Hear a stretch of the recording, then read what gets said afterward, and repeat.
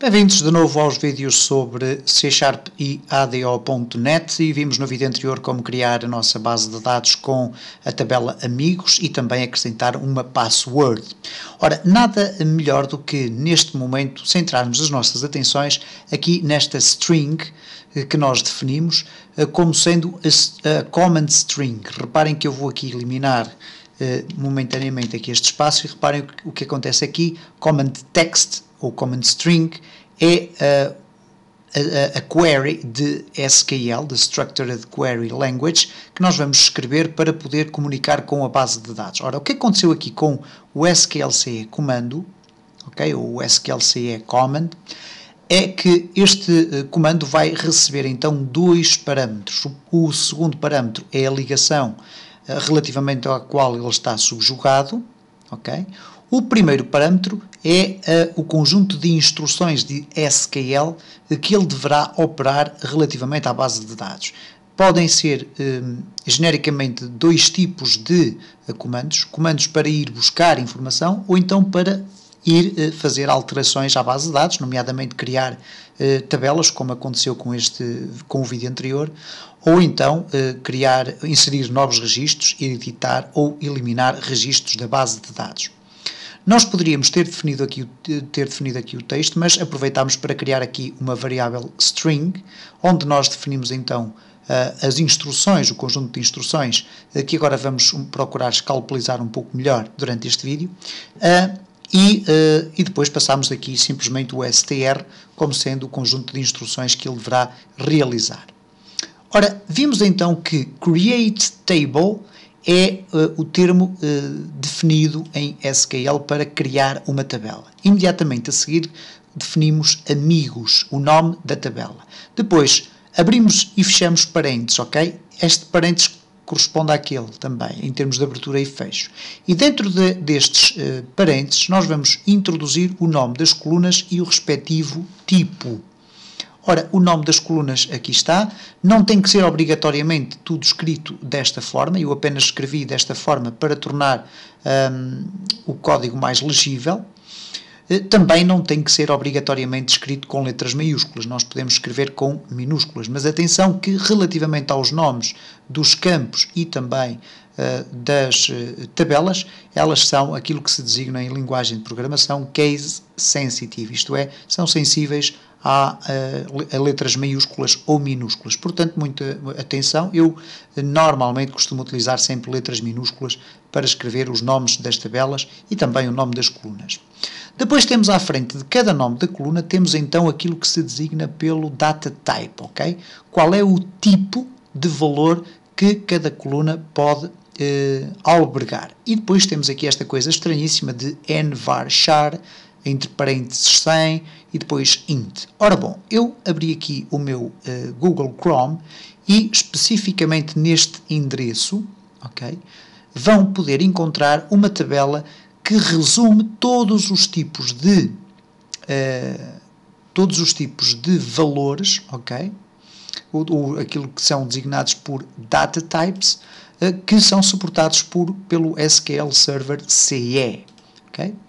E reparem, são ainda bastantes valores. Não vamos falar de um modo muito específico sobre todos eles, mas vamos falar sobre alguns. Reparem, temos aqui então integer. Ora, o integer, ou integer, como lhe queiram chamar, pode ser descrito como integer ou simplesmente int. Eu poderia ter aqui int, ou então integer, ok? E o valor int, ou integer, corresponde a um número que pode variar entre menos 2 trilhões até 2 trilhões, ok? Menos negativo até ao valor positivo. Ora, é normalmente um valor numérico que consegue ser mais do que suficiente para as nossas necessidades.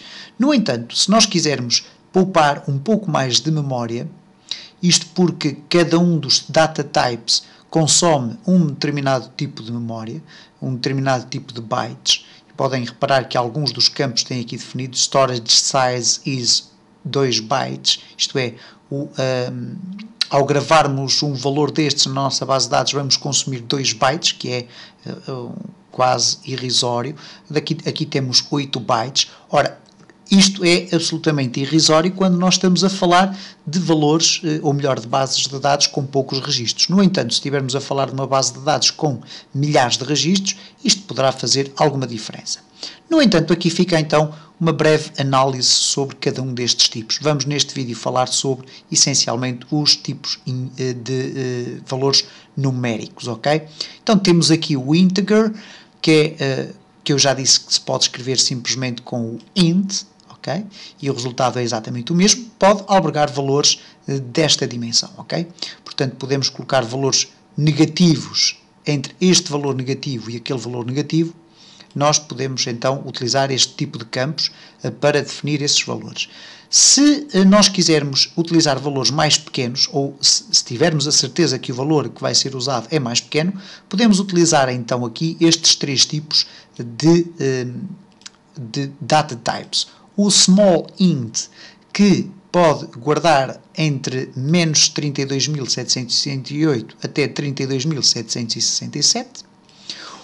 Mais pequeno ainda, o tiny int, que grava apenas valores positivos de 0 a 255, ou então o mais pequenino deles todos, que é o bit, que grava apenas o valor 1 e 0, muito utilizado, por exemplo, para a definição de valores booleanos, sendo que o 0 será falso e o 1 será verdadeiro.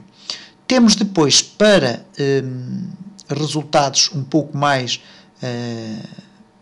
com necessidade de valores muito mais altos, o big int, okay, que consegue guardar esta quantidade astronómica de valores, consequentemente irá consumir mais bytes. E depois temos alguns tipos específicos que não vamos aqui provavelmente explorar, o numeric PS, okay, sendo que o P especifica a precisão, que varia entre 1 e 38, e o S especifica a escala, que varia entre 0 e P, e o valor de P. Portanto, não vamos estar aqui a especificar muito mais sobre este valor, até porque ele não é muito usado, pelo menos eu não uso muito. O money, que permite guardar valores também extremamente grandes, ok, com a possibilidade de utilizarmos casas decimais, com casas decimais também o float, ok.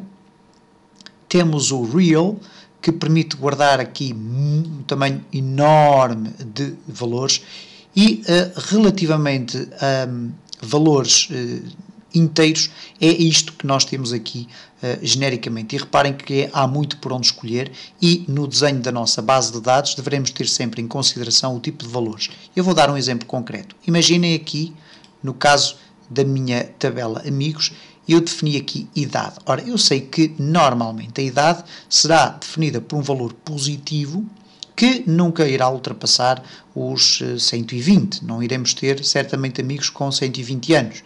Por isso mesmo, a utilização do int aqui provavelmente é demasiado exagerada. Então, se nós consultarmos aqui a nossa tabela de data types, poderemos verificar que, por exemplo, se usarmos um tiny int, que varia entre 0 até 255, é mais que suficiente para albergar a idade. Então, neste caso, vamos colocar aqui um tiny int, ok? E automaticamente o que nós podemos agora ver é o seguinte: se eu agora voltar a eliminar a minha base de dados, ok? Ela estará aqui dentro da pasta debug, cá está.